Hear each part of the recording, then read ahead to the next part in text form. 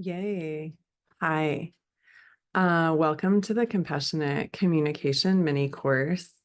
I am so excited to be there, to be sharing this. As a parent coach, I often reflect on the things that have really shifted something for me in parenting. And this style of communication, this process to orient towards is definitely currently in the top three.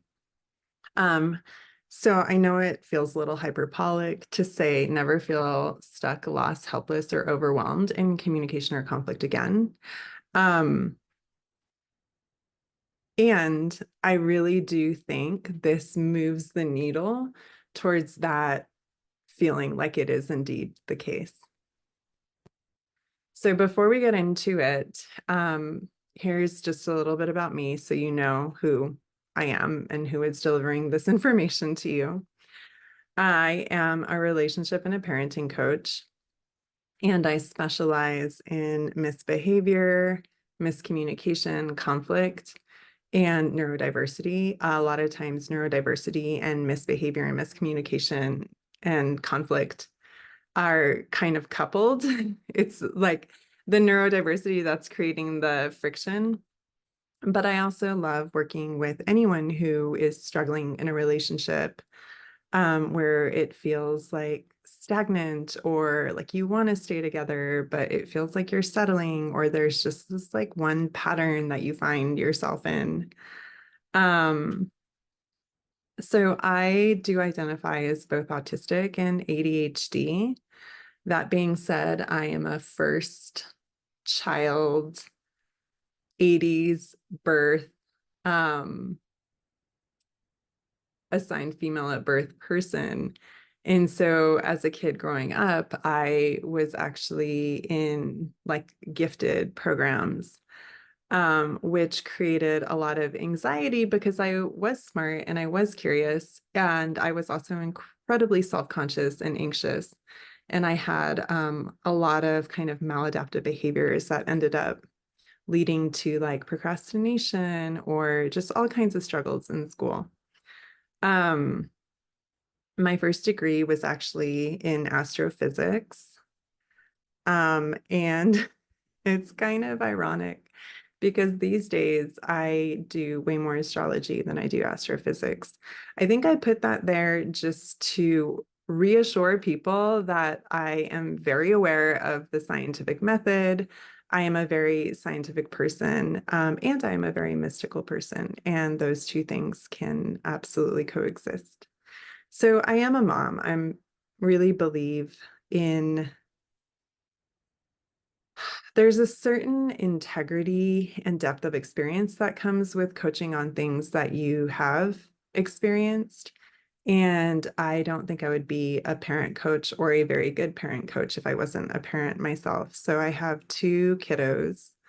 At the time of this recording, my daughter is 5 and my son is 7. And if anyone is interested, I have a list of my certifications.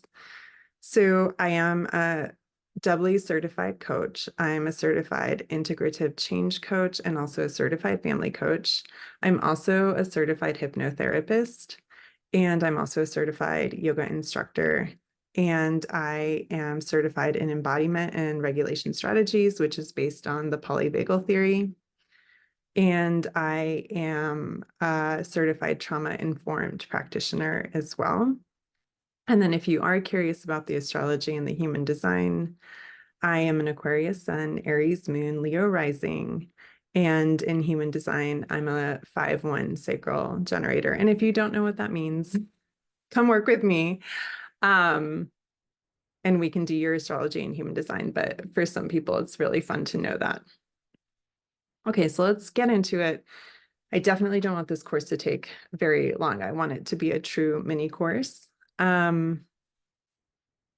So compassionate communication is adapted from Marshall B. Rosenberg's nonviolent communication. So feel free to do your research. there. I'm not going to go too into it, but if this is resonating with you, there's a lot of work out there that is nonviolent communication training or books. That being said, this process was created, I believe, in the 80s. And I think there's ways in which the process can be a little bit rigid and can ironically be a little bit violent in how it expects people to stick to very particular languaging. So I try to be a little less intense and rigid, and that is why I'm calling it compassionate communication. So according to Marshall B. Rosenberg, there's 4 ways to receive stressful or negative communication. And in typical communication, like the stuff that we all just kind of learn, it's the air we breathe, it's the water we swim in. Whenever someone is coming at us with like something stressful or critical or negative, we tend to either blame ourselves or blame other people. So blaming ourselves might look like, our boss being like, I'm really disappointed with how that presentation went. Like we didn't nearly get as many sales as I was expecting. And we might be like, oh shit, yeah, like I feel like I kind of winged it, like I could have prepared more.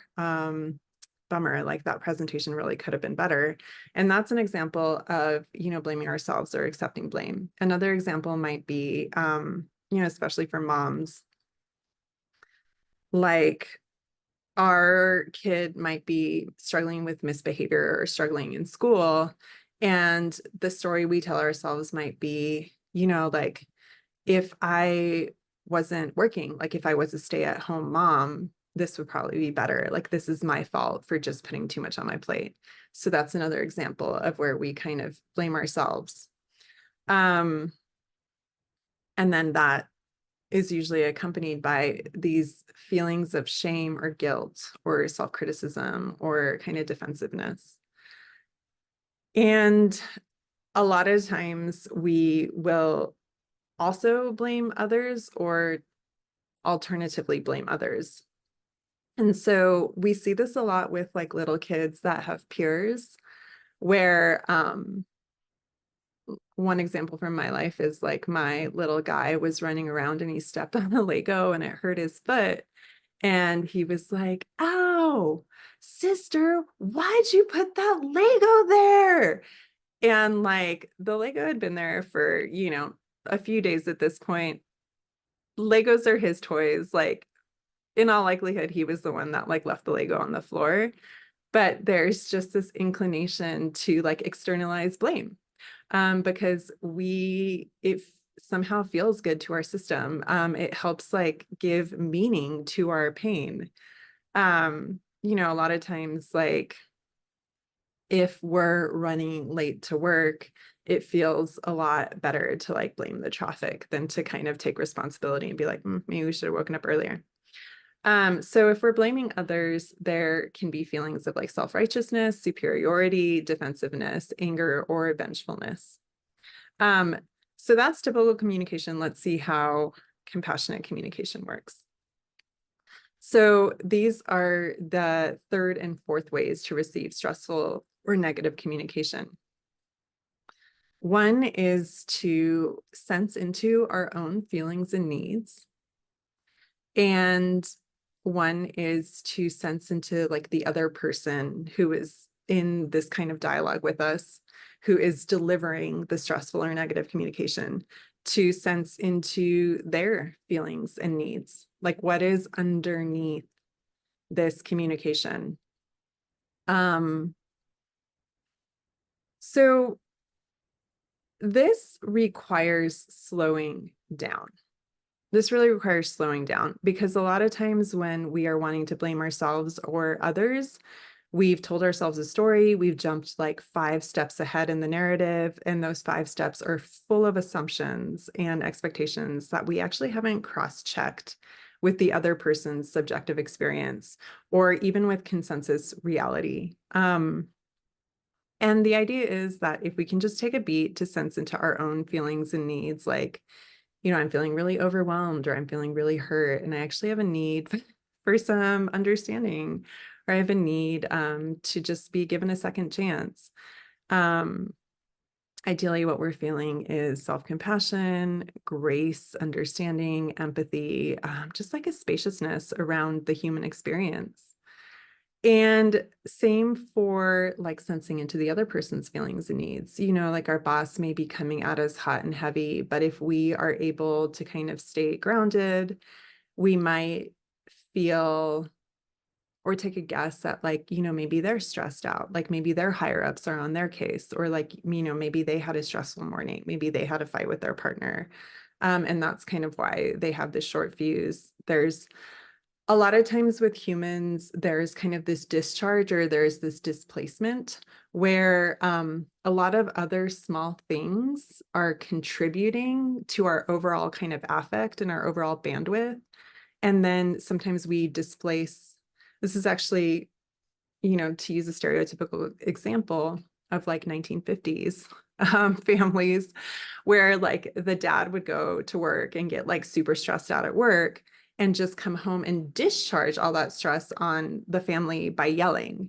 So that's both a discharge and a displacement, right? Because the thing that was really causing the stress and the anger or whatever it was, that was the activation. The father was work, not the family. So a caveat here,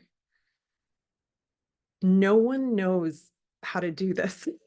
This is not something we're taught. And so it can feel, as an adult, as a parent doing this, it can feel really weird and like confusing, and you might get it wrong and you might need to like rephrase, or you might actually not be sure like what you're feeling or what you're needing, or you might actually not like have a good guess around what the other person is feeling and needing. And I just think that that is such, it's so interesting that in our culture, the way we communicate is actually trains us to have distance and confusion around feelings and needs when that's such a raw and fundamental part of the human experience.